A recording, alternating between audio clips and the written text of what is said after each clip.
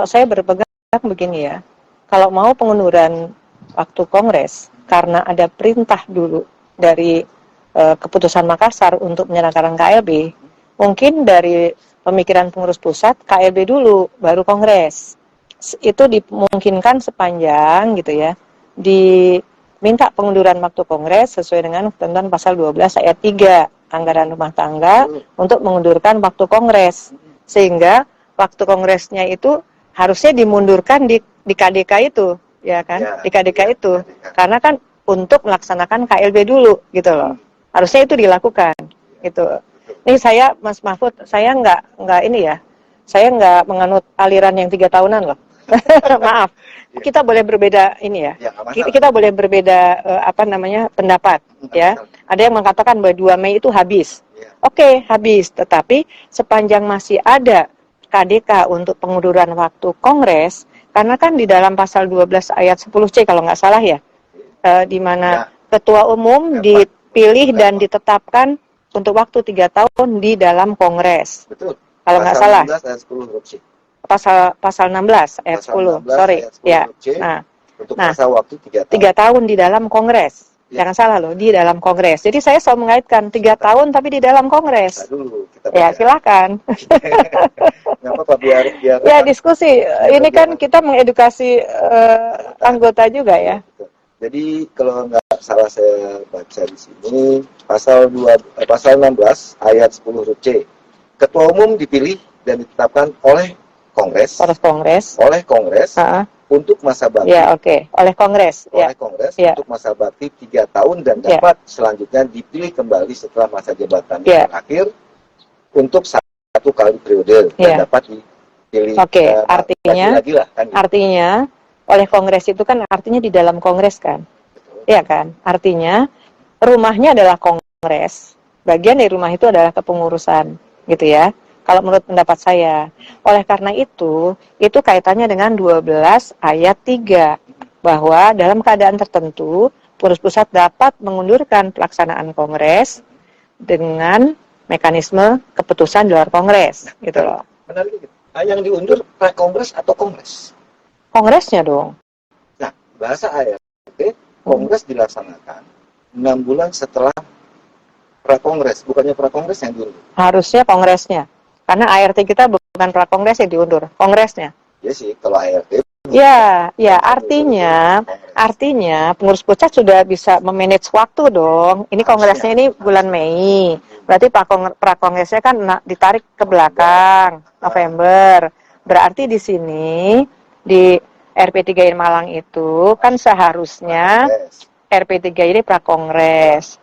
Tetapi mungkin karena pengurus pusat ini punya bukan pusing, dia punya satu tugas yang belum selesai, amanah Kongres Makassar untuk menyelenggarakan KLB untuk perubahan anggaran dasar, maka ini dulu yang dikerjakan gitu loh. Bukan Kongres dulu, tapi KLB dulu untuk perubahan anggaran dasar dan kode etik notaris. Betul. Betul, harus dilaksanakan. Minimal 1 tahun. Iya, karena itu kewajiban pengurus pusat yang akan dimintai pertanggungjawabannya di dalam LPJ, sehingga ini dilaksanakan dulu gitu. Itu kan kalau nggak salah RP3 di Batu Malang itu sudah 2 kali diundur. Ya, karena kalau waktu itu kan kaitan sama pandemi, dilarang berkumpul. Kalau itu saya sangat memaklumi deh. Ya, pertanyaannya kenapa?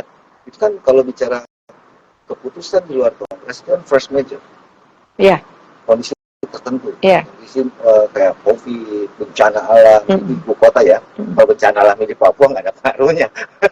Kalau bencana alam di Kalimantan ya nggak ada pengaruhnya, di pusat nggak ada masalah. Ada sih dimanapun di tempat penyelenggaraan acara. Ya. Kalau tempat penyelenggaraan acara, kalau di luar tempat penyelenggaraan acara bisa, kalau itu pengaruh misalnya force major-nya itu meliputi keseluruhan seperti pandemi kemarin. Oh ya. Iya kan? Memang ada larangan berkumpul, ya itu termasuk.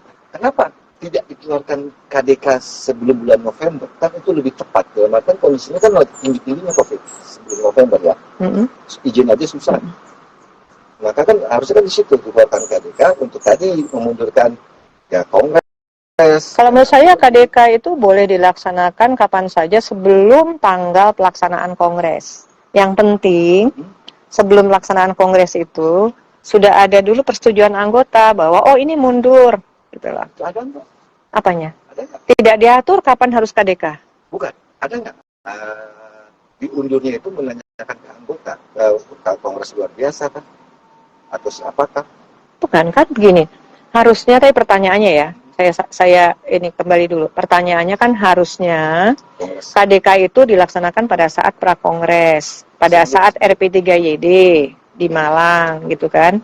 Itu kan itu kan masih 6 bulan sebelum kongres yang seharusnya di bulan Mei, ya kan?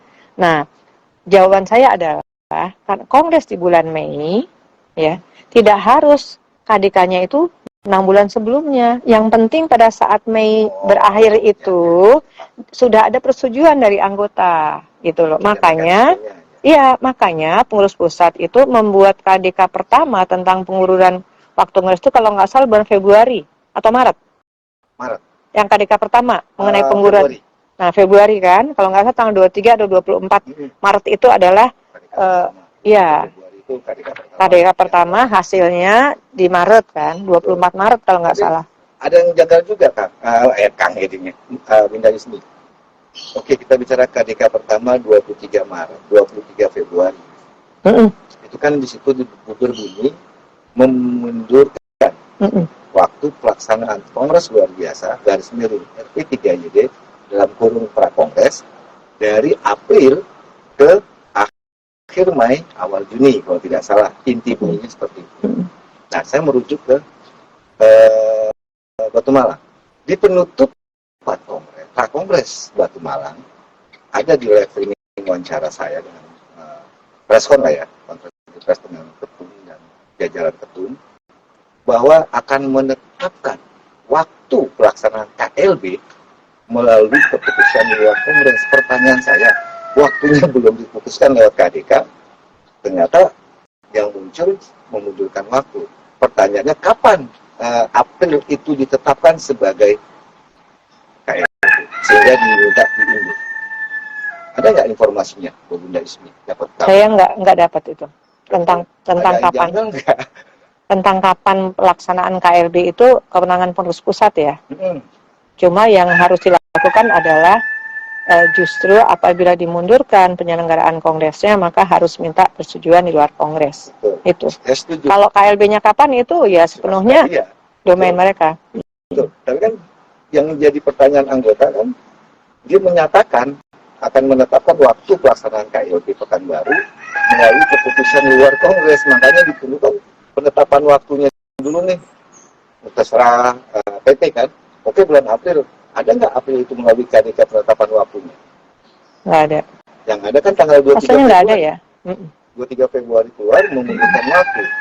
Itu yang pertama yang ya betul tadi tidak dibilang kan. Karena bertepatan dengan puasa, bertepatan dengan Raya Agung Kristian, kan gitu, banyak acara ibadah keagamaan lah. Dan ada surat dari Pengwil, bukan protes ya, meminta pertimbangan PP pelaksanaannya guys, keluar tanggal 23 Februari. Nah, kalau bicara KDK di pasal 22 kalau tidak salah, itu kan ada mekanismenya Bu ya. KDK itu kan secara saya baca di anggaran rumah tangga itu ada 6 poin. Ada 4 poin, A, B, C, dan D. Poin pertama A, pengurus pusat dapat mengusulkan, ya kan, mengusulkan usulan kepada anggota melalui Pengwil dan Pemda yang dikirim melalui surat tertulis atau kurir, elektronik dan sebagainya dalam waktu 1 bulan.